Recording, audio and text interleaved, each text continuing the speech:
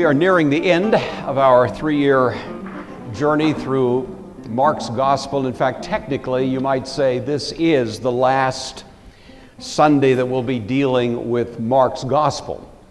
We cover the first paragraph of chapter 16 this morning, and the first paragraph ends at verse 8. Now, you know that there's more in Mark's Gospel, but it's almost universally accepted, even by the most conservative scholars, that Mark did not write the rest of that section. The style is different, the vocabulary is different. It's so clearly the contribution of a different author that doesn't remain much of a debated point at all anymore. But that doesn't mean that section is unimportant. As I mentioned to you some time back, we'll be looking at it in some detail eventually, which leads me to point out, I think you know that we don't meet next week. Do you know that? If not, take a note, because that's the Easter Project Sunday, and our young people will be presenting things concerning their trip to Tijuana. The week after that, Bloomsday. I'm happy to report my unblemished record is not imperiled. I, again, am not in any danger of running it. So I will be here in church with the elect of Israel. And anyone else out there running on the streets, you're on your own. But we will come back, so it'll be 3 weeks hence. And at that point, we will have 2 weeks left.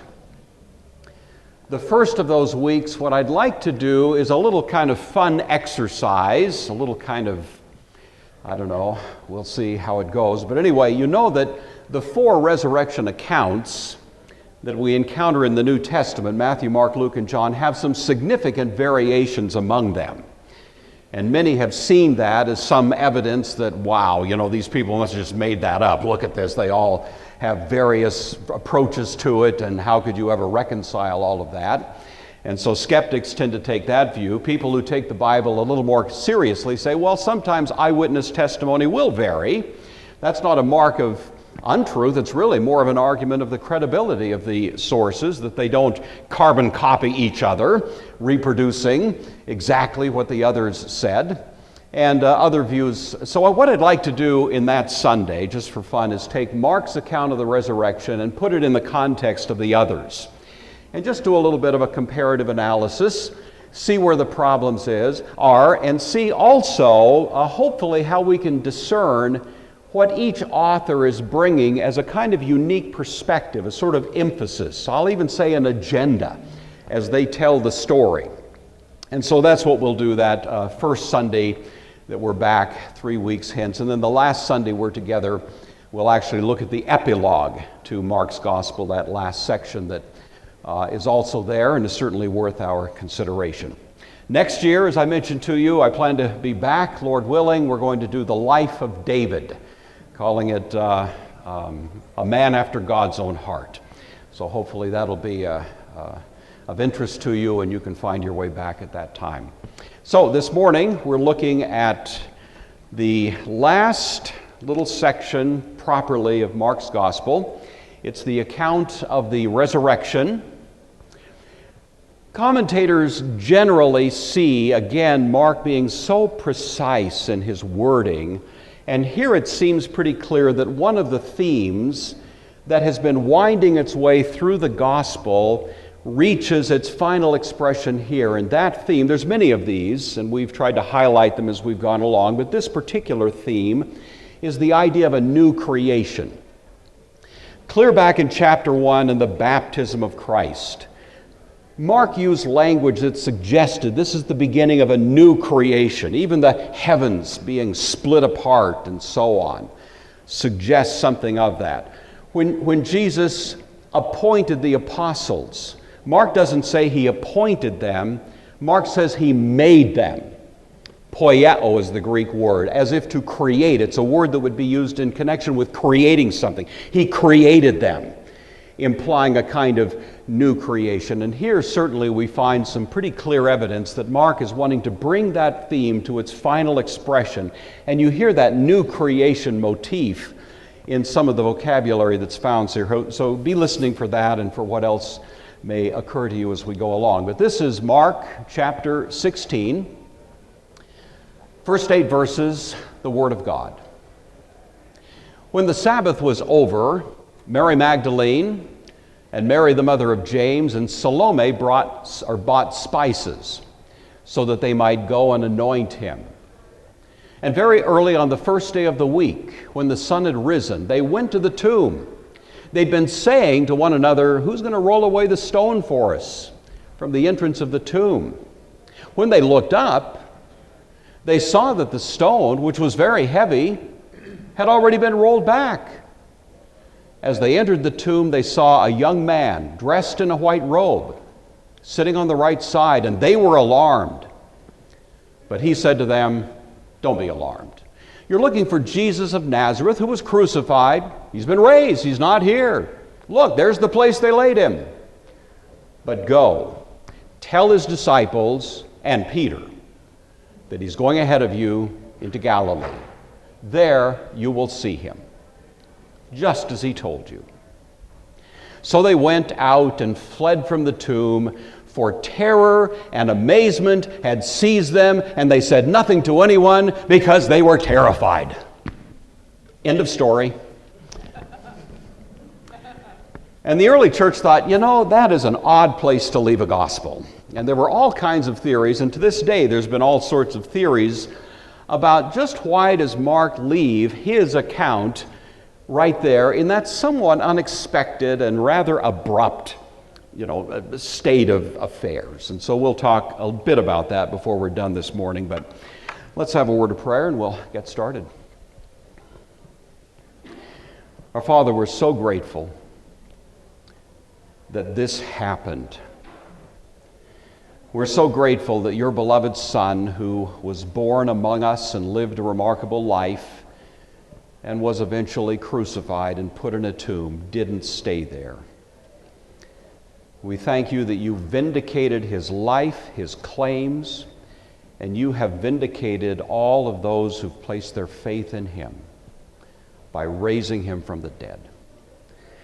And we give you thanks that even this rather brief account from the gospel writer Mark doesn't leave us in any doubt that these things actually happened. We pray that as we reflect on this text, your Spirit would be with us to guide us to a proper understanding of its intended sense. And all of that we ask in the name of Christ. Amen. All right, well, we've been working through the kind of bigger picture here. We've said that this is the moment when the kingdom is being created. We've been calling this the creation of the kingdom. Indeed, it's a new creation. The kingdom, in a sense, represents the beginning of a new creation. If any man is in Christ, he is what? A new creation. The old is passing away. The new is coming. We have been transferred from the kingdom of darkness into the kingdom of his beloved Son, that place of light. Creation suggests light. In the beginning, God said, "Let there be light," you see. And so we have all of this kind of sneaking into the thought of Mark here, and we have this creation being this kingdom being created, and it had to take place through a series of steps. We've looked at all of these, of course, in the past, but what we've most recently considered is the kingdom rooted in a covenant, a new covenant. That covenant had to be ratified, a covenant-cutting ceremony in the ancient world, a cutting rite, blood is shed, the promise is made, the oath is taken. This covenant will stand. It's the constitutional foundation for this kingdom, which stands for the new creation. Now, of course, the last little piece of the puzzle, that new covenant must be vindicated. We wouldn't know for sure if Jesus were still dead in a tomb somewhere in Palestine. We'd have no possible way of having assurance that these things are true, but for the fact that God, from the very depths of heaven, screamed the vindication of his Son by raising him from the dead. And that's why these texts, of course, mean so much to us. Well, the story begins, according to Mark, when the Sabbath was past. Mary Magdalene, Mary the mother of James, and Salome bought spices that they might come and anoint him. Again, this is a very interesting and unexpected word when Mark says here the Sabbath was past. It's not by any means the word that would normally be used to suggest being past. It's the word diagenomai, which really has more the idea of being spent. The Sabbath was spent. It's only used 3 times in the New Testament, and that's the sense normally that's conveyed when it's translated here. It seemed an odd way to translate it, so normally it's put the way you find it. But what does that mean? The Sabbath was spent. Well, Mark doesn't make mistakes. He's very precise in his word choices, and it suggests, once again, the idea of this new creation. In the Old Testament, there was a Sabbath. And that Sabbath, the fourth commandment, the 7th day of the week, was constantly brought to the attention of God's people. In fact, one of the most repeated themes among the prophets was an indictment of them for neglecting the Sabbath. That you are not doing those things on the 7th day that you should. And all the way through, we have this idea that a Sabbath is not being fully realized. Obviously, many people in the Old Covenant kept the Sabbath as they should. And yet the general tenor of the Old Testament is that something remained unfulfilled with respect to that Sabbath day. And the 7th day, of course, in creation, God created and then He rested. He rested on that Saturday, you see. And under the old creation, God's people were invited to enter that rest. But they didn't. And the New Testament hammers that point, especially in the book of Hebrews, that there was something remaining but unfulfilled in that old covenant Sabbath.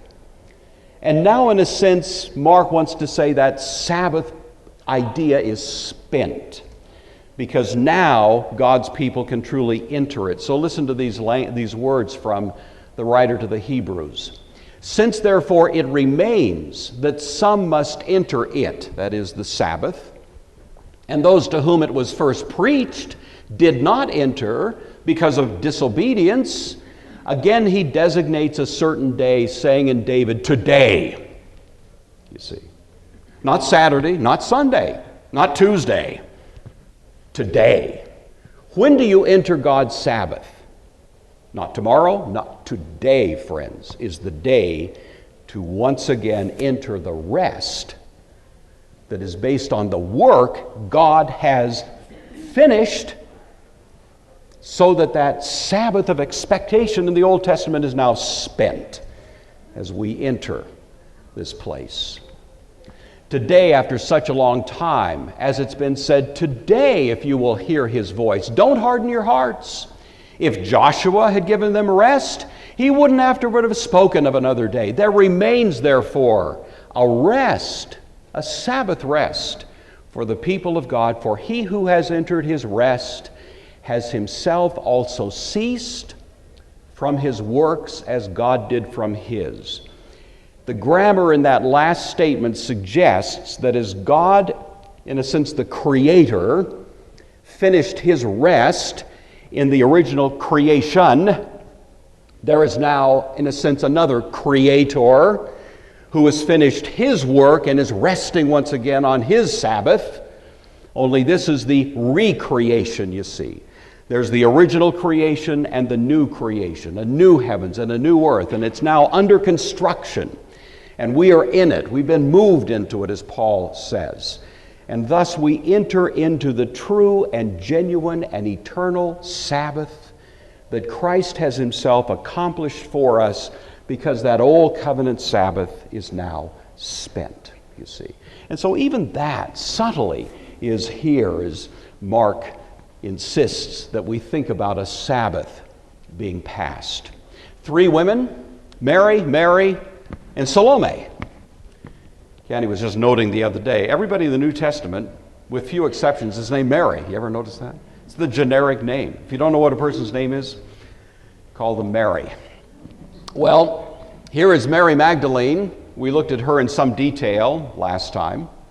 Mary, who is said to be the mother of James, but who may very well be also the mother of Jesus, though Mark doesn't tell us that, and we discussed that last week as well. Salome, who may be the aunt of Jesus, the sister of Mary, the mother of Jesus.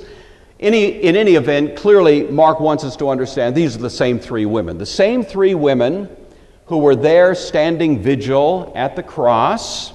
The same three women that Mark said later saw where the body was laid when Joseph rolled that big stone, 6 feet in diameter, into place. It was built on a little groove typically, so you could kind of push it down into place. It would take a whole lot more horsepower to move it out of its place than to get it into the place, and that's why these women were wondering about how they were going to negotiate that challenge. Mark keeps telling us about these because he wants to meet head-on skeptical claims that this story of the resurrection was invented. These are concrete, individual circumstances with real human witnesses who are there and who are giving us irrefutable testimony, eyewitness testimony as to the things that they saw. But of course, a lot more is going on than that. One commentator said, "Here is love that does not end with death." They were faithful, and faithfulness has a way of running into surprises. Isn't that a great line? Some of you in this room, in fact, I suspect all of you in this room, have found on occasion in your lives when it seemed that there were immovable objects out there in front of you, and you were tempted to despair, to go a different direction, to give it up, to try something else, but you felt, well, God is calling me to be faithful, and you ran into a surprise on the other side. And certainly these women had something of that experience. Well, they bought spices. They were trying to do too late what had already been done for Jesus at Bethany. Remember, this woman came in, unnamed by Mark, who anoints Jesus. The disciples are in a huff about that, oh, this could have been sold for the poor and all that. But Jesus says, no, she's anointing me for my burial. I think Jesus understood there wouldn't be time to do it right. He was taken down from the cross after 3. He had to be into the tomb by 6, by the beginning of Sabbath. You don't have any elaborate rites under those circumstances. It has to be hasty. And so this woman, in a more leisurely and proper fashion, anoints him in advance. These women are coming trying to do it, but unfortunately Jesus escaped through their fingers. And they weren't able to embalm him as they had hoped, even though that was their design as they're on their way. Very early in the morning, on the first day of the week, they came to the tomb when the sun was just rising, is the idea. So notice again, the first day of the week, a little subtle emphasis here on Sunday. The New Testament is interesting. And there's another kind of subtle point here. The New Testament, I think you know, never orders Christians to worship on Sunday. The New Testament never prohibits people from worshiping on Saturday. Our Seventh-day Adventist friends believe we are really missing it, because we worship on Sunday. Well, the New Testament is rather oblique. There is, however, warning in the New Testament, this is the critical point, that the time has passed to establish what's commonly called a cultic significance to a particular day or season or place or even people. There's been a kind of leveling of the playing field. There is no more priest and common. There's the priesthood of all believers. You see that idea. There's no more Jew and Gentile. There's been a leveling of the field. There's no more insiders, outsiders in that sense. There's no more special days that have been hallowed in some significant sense that separate them from any other. In fact, the day that is the holy day for us is today, you see. And if it happens to be Tuesday morning, it's still today. That's the day that is the day of our Sabbath. And so in the New Testament you find there's a very significant caution. In fact, Paul warns against Sabbath keeping in a cultic sense in Colossians. He warns against it more broadly in Romans chapter 14. Some people observe certain days, some people don't. Fine. Everybody should follow their own conscience on that, their own practice. But we're not going to say in a kind of transcendent way, this day of the week is a holy day that stands out from all the rest. Now we as Christians, typically in the Christian tradition, have worship on Sunday. Hey, we got to worship on some day of the week. As a matter of convenience. If we all just made up our own day, then we'd have a little bit of chaos every morning because, some people would come on Tuesday and some on Thursday, some on Sunday, some on Saturday. So we've decided as a matter of convenience on Sunday, and the New Testament seems to gently encourage that without commanding it. So we hear at this point, on the first day of the week. This isn't a mandate, but it's a suggestion, and you get a little bit of that going on in the flavor of the New Testament. They came to the tomb. They come to the tomb. They're coming to a dark place. In the creation narrative, there was darkness across the face of the deep. It was an unordered place, like a tomb. No life there, but out of that tomb is going to come light, and is going to come life. They come at daybreak, again a suggestion again of the creation situation. The evening and the morning were the first day. See, this language has that kind of texture to it. I don't want to push the point too far, and some of you think I'm already way out there, but there's actually some pretty good people, who've said this, so I'm just kind of passing it on to you for what you think it's worth. I'm just the Sunday school teacher, just the messenger passing it on. But anyway, I think there is something to it. Mark wants us to kind of catch the telegraph here of this new creation motif. Well, they show up, puzzling as they're walking along, who's going to roll away the stone from the door of the tomb. Mark puts it in the imperfect. They were discussing this. This was obviously on their minds. They're walking along and they're thinking, how in the world are we going to get past this immovable object? Interestingly, only Mark mentions this conversation. This is one point where we see Mark's emphasis, because Mark has been reminding us more than once that the guys are nowhere to be found. Where's the muscle? They're hiding in the bushes. They're in the wind. They're AWOL. They're on the lam. They're not here. These are women who are coming. They're the ones who are showing a little backbone at this point. And yet it would take 2 or 3 burly guys to roll that stone back out of the place, and they're realizing, we're not quite up to that. And so Mark wants us to appreciate them. He's also wanting to suggest to us that the disciples are not heroic, and the great history that they would eventually have is not a function of their kind of personal DNA, but it was God's Spirit that did something in them. Well, they had seen that stone about 6 feet in diameter when Joseph rolled it into place, and now they're pondering who's going to move the stone. I like this from one commentator. In earthly terms, the question was unanswerable. It loomed as an immovable object in their minds. This is the type of thinking we often have. In spite of belief in God, we see some stones as immovable. There was no answer to the women's question in terms of earth. But God had an answer. He always has an answer to immovable stones.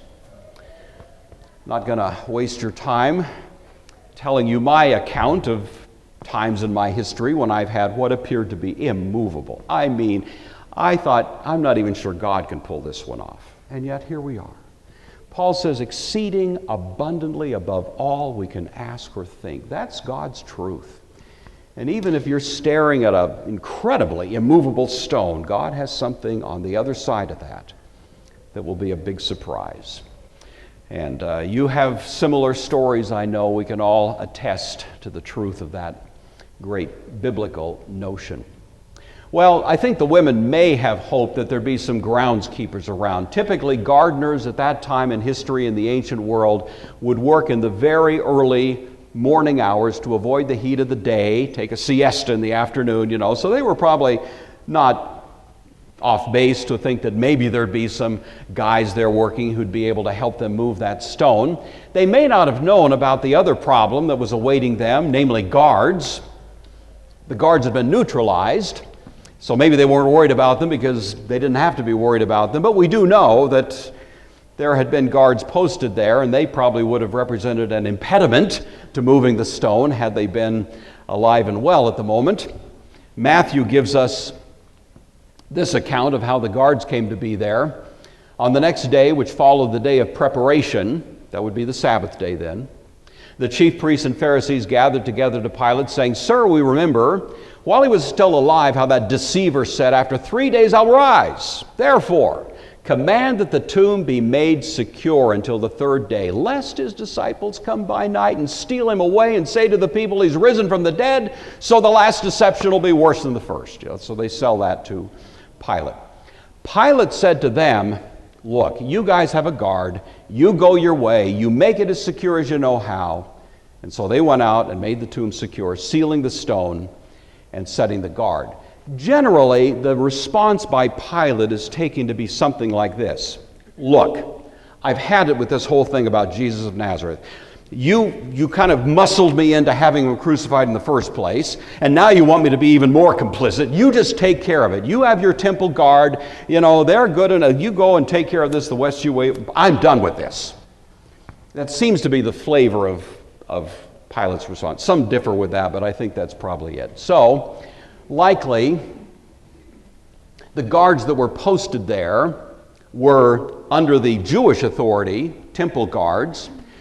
It's said here that they sealed the tomb. Likely what that is stretching a kind of band or string or some kind of line from one end of this stone to the other and then putting wax seals on it so that if anyone tried to move it, it would immediately be broken and they'd known someone was tampering with the tomb. That's the most likely understanding of what's going on there. The women may not have known that there were those guards to negotiate, and so at this point we don't have any mention of their concern about that. When they looked up, they saw that the stone had been rolled away. It was very large. Looked up suggests they were downcast, doesn't it? They're walking along, they're looking at the ground. It's just the very early morning. It's still kind of dark on this path, I assume. And so they're kind of watching their step and eyes downcast. And you can imagine the surprise, even the shock, when as they get to the vicinity of the tomb, they look up and the stone is rolled back. And you might think they'd be relieved, but in fact it alarms them. What's this? What can this mean? Matthew says the stone was moved based on an earthquake. Mark, with Luke and John, imply that the angel who showed up moved the stone. Maybe it was both. Not a real clear answer to that. One way or another, I think we can assume that the stone was not moved so that Jesus could escape from the tomb. It was moved so that those who came could see in, that Jesus wasn't there. The point of the empty tomb was not to prove the resurrection of Jesus. The resurrection of Jesus, however, explains the empty tomb. Why is the tomb empty? He's not here. And so these women come in order to confirm that that body is not there anymore. And they're going to be given an explanation, of course, from this fellow who's sitting there. Entering the tomb, they saw him, a young man, clothed in a long white robe, sitting on the right side. And they were alarmed. He's sitting. Do you realize how infrequently in the Bible angels ever sit? You almost get the feeling the guy's sitting there, straw in his mouth, just kick back. This is not the normal angelic posture. Usually angels show up. In fact, I'm not aware of another situation where an angel was said to be sitting. Here's an angel sitting. What does that tell us? It tells us once again of a rest that is now being offered to God's people. Jesus has done the work. Any theology that says you come and supplement the work of Christ, you add something additional to that which he has accomplished in his atoning labors, is not only wrong, it's an insult and virtually blasphemy to the adequacy of what Christ did. Once Christ accomplished the atoning work, in a deep sense, we all rest. Now, we don't rest in the sense that we're lazy. You'll never be as busy as when you're in the service of God's kingdom, but you're not earning your salvation thereby. You're just joyfully reflecting the influence of grace in your life. And here this angel, in a sense, reminds these women, now it's over. Now's the time, in a sense, to rest. Well, they're entering the tomb and they see him, Mark doesn't say it's an angel, but we can safely surmise that. Matthew tells us a little bit more, says the garment flashed with splendor that knocked out the guards.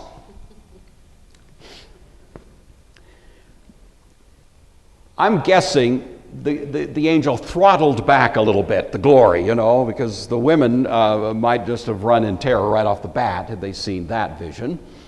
So maybe the guy just looks like a guy sitting there in a white robe. But one way or another, it doesn't inspire in them a great sense of peace. They are obviously here terrified. He's sitting, as I say, on the right side. Not clear specifically in the language, did they see him as they were entering? That's possible. I think I'm more inclined to that view. Or did they enter the tomb and then see him on the right side of where Jesus had been laying in the tomb? Either one is grammatically possible. It could be either one. But the point is, as they're entering, they see him and they experience exathombethe. You'll want to discuss that over lunch, of course. Exathombethe. This is a word only used by Mark, and by him it's only used 3 times in the whole of the Gospel of Mark.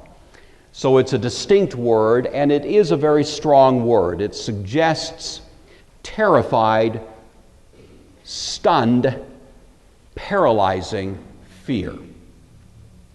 The kind that just makes you freeze, in a sense. It's about as strong a word for fear as the Greek language knows of. The first time it's used in Mark's Gospel is right after the Transfiguration, when Jesus comes down from the mountain and he's approaching the crowds, and we hear that the crowd saw him coming and they were seized with this exathombethe, a terrifying fear, maybe the residual effects of that Transfiguration. Hard to say, but one way or another, that's the word that's used. The second time, it describes Christ himself in the Garden of Gethsemane as he's anticipating the atoning work that he's about to do on the cross. And there in the garden as he's praying, Mark tells us he had exathombethe, this terrified, paralyzing fear. Father, you can do all things. Please let this cup pass from me. Not what I will, but what you will. We looked at that, of course, earlier. And now we have the women at the tomb, and they see this man, they see the empty tomb, they can't put it together yet, and the same word is there to describe them. Well, the angel says to them, do not be alarmed. You seek Jesus of Nazareth, who was crucified. He's risen. He's not here. See the place where they laid him. Same word, do not be exathombethe. I heard someone say once the number of fear nots in the Bible is 365. You ever heard that? One for every day of the year. I've never actually sat down and counted them. I got to get around to that someday, but I like the idea, and if so, I assume that this one's on the list. Do not be afraid. Fear not. You seek. The Greek word here is zeteo. It's always used by Mark negatively throughout the gospel. This is the last time, and there is a kind of negative feel to it as well.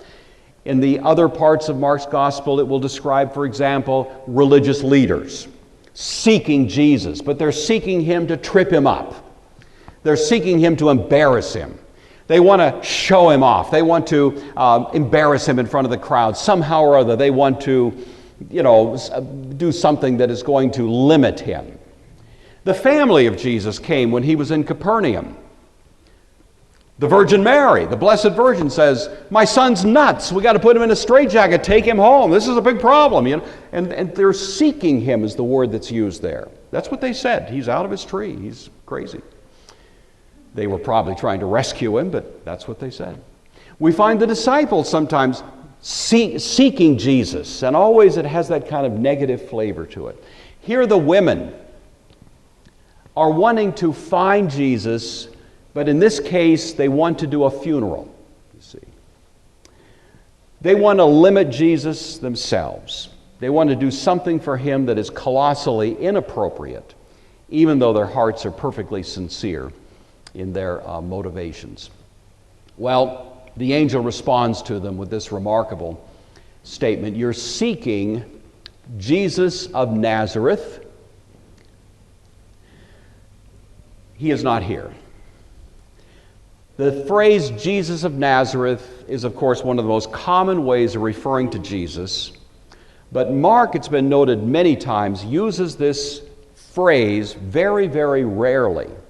And every time he does, it's a little bit of a play on words. Even the way he says it suggests that it's not just the common designation, Jesus of Nazareth. It actually is suggestive of the notion Jesus the Nazarite.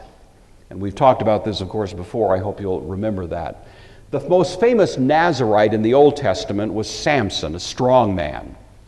And thus, when we hear Mark use that expression, Jesus the Nazarite, it at least suggests to us that he's invoking a picture of Jesus as the greater strong man. Jesus himself says in Mark's gospel, "You cannot plunder the goods of a strong man unless a stronger man comes along." And Jesus, obviously referring to himself, is going to plunder the house of Satan, plunder his goods, take back what is rightfully his. Jesus comes as the greater strong man who is going to defeat the strong man who has usurped control of this world ever since the Garden of Eden. And so when Mark uses this expression, it sort of suggests to us that that's what he wants us to think of. Jesus the Nazarite, Jesus the greater Samson. The first time the term is used is from a demon. "I know who you are, Jesus the Nazarite, the Holy One of God." This is the first confrontation between heaven and hell. And it's no match. This satanic creature, this demon, has no defenses as Christ begins to push back the very gates of hell. The next time we hear it is blind Bartimaeus. There on the road as Jesus is going to Jerusalem, and he cries out, "Have mercy on me, Son of David, Jesus of Nazareth." And he uses that expression. Here, the picture of David is brought to our minds. David is another strong man in the Old Testament. He slays Goliath with a stone. We're going to look at that next year. It'll be a fun story. Again, we have this notion. Even the use of the term by a servant girl when she confronts Peter in the courtyard of Caiaphas. "You were with Jesus of Nazareth." The picture here is one of great contrast. This little servant girl, teenage girl presumably, didn't have any power at all. She had no strength. And yet she is able to make Peter wilt. He's even weaker than she is. "I don't know him. Oh, get away from me, Creed. You bother me, Like W.C. Fields there. It's the contrast between the weakness of Peter, who had been once the great, just bragging about how solid he was going to be, now fading like a dry leaf before the cross-examination of a servant girl. Meanwhile, the true strong man is inside the home of Caiaphas, being arraigned. And then finally, the angel says, "You're seeking Jesus of Nazareth."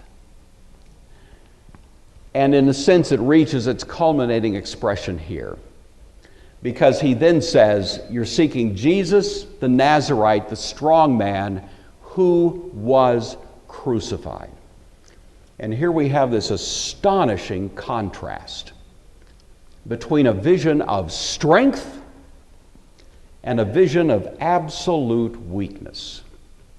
This is the irony of Jesus, that in many ways the strength he has is precisely because of the great display of weakness that he submitted to.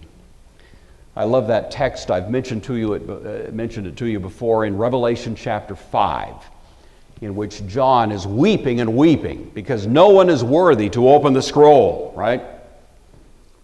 And one of the elders said to him, "Hey, man, chill out. Do not worry. Do not weep. Look, the Lion of the tribe of Judah has triumphed. He is able to open the scroll and its 7 seals." And John is so excited. A great lion. Just, so much strength. The king of the beasts. And he turns around and looks, and what does he see? A lamb, looking as if it had been slain. The very image of weakness is at the very same time that which is described as this great display of strength. How could it be that the greatest, most powerful display of strength in the history of the human race was when Jesus hung in what appeared to be complete weakness on a cross? How could that be? And it makes you wonder, how can the Christian gospel have moved so many mountains, changed so many lives, done so much, when the central proposition of the gospel is Jesus died on a cross? How does that happen? You would think we'd be rallying to some great heroic character, a Julius Caesar, somebody that just can't be. No, it's Jesus dying on a cross. And the Christian message has not been embarrassed by that. Indeed, it has boasted in it. Paul says, describing his first approach to the Corinthian church, I, brethren, when I came to you, didn't come with excellence of speech or wisdom, declaring to you the testimony of God. Could have. Paul was a well-educated man, studied at the feet of Gamaliel. We know of Gamaliel's curriculum that it was a very wide, broad. Paul had studied Plato. He'd studied the pre-Socratics. He was familiar with all of the great thinkers in history up to that point. He could have dazzled these Corinthians with his knowledge. He could have, just really impressed them with his intellectual fancy footwork and maybe won a few converts that way. But Paul says, I determined to be an ignoramus. That's the word basically that's used. I determined to be ignorant among you. I put all of that I could have pulled out of my pocket to impress you, I put it all away, and I determined to know nothing except the most unappealing message you can possibly imagine: Christ and Him crucified.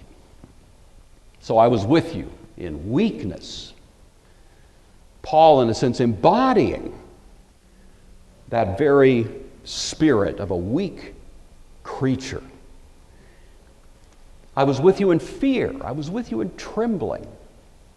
My speech and my preaching were not persuasive words of human wisdom, but what? The demonstration of the Spirit and power, so that your faith would not rest on the wisdom of man, but on the power of God. I'm going to tell you a little something. If you go into a set situation and all you preach is Christ and Him crucified, you may not get many converts. But if somebody does come, if somebody is drawn by that message, Christ and Him crucified, the only real rational way to account for that is that was the power of God that brought them. People will come to see electrifying football plays and all kinds of amazing sporting events and other displays of kind of superhuman feats. I like to watch them as much as the next person. Jesus doesn't offer us any of that when He makes that appeal to us. Come to faith. He gives us the message that you think, you wouldn't think there'd be a convert in the history of the planet. You're seeking Jesus the strong man. He was crucified. And there it is, that strange, unexpected package of strength and weakness in the gospel. And here the angel, in a sense, puts that before us. He's risen. He was raised. Tying Jesus of Nazareth with the risen Christ. By the way, I just throw in passing here, they are, in Mark's view, the same person. There was a very popular move at some times, and especially in the 20th century in theology, to try to differentiate. There's the Jesus who died and the Christ of faith. It's called Easter faith. And the idea was Jesus died, He's dead, He's gone, Hey, that's the way it goes. But he lived such an inspiring life that after He was gone, people kind of came to realize what a significant life that is. And so Rudolf Bultmann and others championed an idea, so we have Easter faith even though Jesus is still dead. I don't know, does that float your boat? Well, Mark doesn't leave that room to wiggle. 20th century theologians may like that, but Mark, I think, would not countenance it. These three words, one person said, are the greatest watershed in history. Everything that has flowed from them, the creation of the Christian church, the gospel of the resurrection with which it went out in the world, the Christian experience of the living Christ, the great social forces let loose as a result of this new valuation which the resurrection put upon man, all these bear their witness to the reality and transforming power of the event itself. We Christian people, as John Stott said, have a faith that is tethered to history. Paul says, unless Christ rose from the dead, we are the most pathetic creatures in the history of the planet, because we are staking our hope on a fantasy and a phantom. But if Christ really did rise from the grave, which is what the New Testament emphatically teaches, and which history itself screams at us, then our faith is not in vain. I love this from another who said, the resurrection has proved credible to uncounted millions of people. It rests on the somewhat confusing testimony of the New Testament, but also on the nuclear explosion it represented in history. It is a confusing testimony. That's why I want to take it head on 3 weeks out. Let's look at these four accounts and see what we can make of them, putting them side by side. But one way or another, there are certainly variations among them. He continues, though, a man looking for the first time at this stupendous spectacle of the Grand Canyon said, after a long period of silent awe, something must have happened here. You know? It was a bit obvious. It was a bit obvious that deep cut in the earth was not caused by a Native American Indian dragging a stick along the ground. That is not where the Grand Canyon came from, you know. Well, we say of the history of the Christian movement, something must have happened here. Because human history is still reverberating from something that happened in the first century. And about the only adequate explanation that can be offered is that something was the resurrection. So he's not here. The here, we don't know the precise location. Some think they do, and maybe they do. The precise location is less important than the precise event, that Jesus rose from the dead, so that, as I said before, that empty tomb, not proving the resurrection, nevertheless explains it. And these now are told to go and tell his disciples and Peter that he's going before you into Galilee. There you will see him. So go and tell. You know, we as Christian people are not called to be overly smart. Most of us are pedestrian, are we? You know, not necessarily. Paul himself says, not many wise, not many noble, not many this, not many. You know, we're just kind of the ordinary folks. But God hasn't called us to be smart. He's called us to be faithful witnesses, to go and tell. And those two verbs have, of course, carried the freight down through history. Peter singled out for special attention. Gregory said in the 6th century, if the angel had not named Peter, he would not have dared to come amongst the disciples. Therefore, he is specially named, lest he should despair on account of his denial. Meet me in Galilee. That's a word of grace. That's where it all started, and that's the place from whence it would continue. There you'll see him. So the New Testament unabashedly and unapologetically declares he was seen. The Apostle Paul, of course, probably most famously, I delivered to you, first of all, what I also received. Christ died for our sins, was buried, rose again, and he was seen by Peter, Cephas, then the 12, by more than 500 brethren at once, of whom most are still around. Go check it out. Paul invites, writing this about the year 50. Some have fallen asleep, he admits. After that, he was seen by James, then by all the apostles. Last of all, he was seen by me, as one born of out of due time. It'd be almost impossible to imagine mid-first century someone could invent this story and sell it so well that 2,000 years later people still believe it with all their hearts. How would that happen exactly? Except it was an actual event in history. So they went out from the tomb, they trembled, they were amazed, they said nothing. Literally, the Greek reads, they said nothing to no one. This is a double negative, but the Greek allows for that, because they were terrified. Not the terror of worship, mysterium tremendum type terror, but just they were scared. They were just running, and that's the end of the story.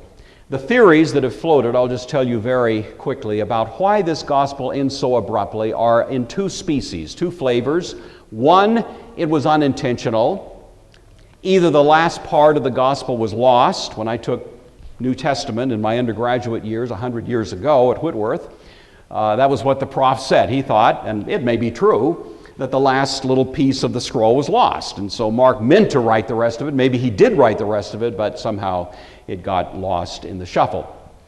Maybe a persecution broke out that prevented writing the rest of the gospel. Maybe Mark died. Maybe he got caught up in that persecution. I mean, those are all been theories that have been suggested by those who just don't believe that Mark could have ended the gospel so abruptly, so unexpectedly that way. If that's true, then probably Matthew would be the best place to go for what Mark might have written had he actually done so. I tend to prefer the alternative approach, although I think it is actually a minority view, that Mark meant to end the story right here.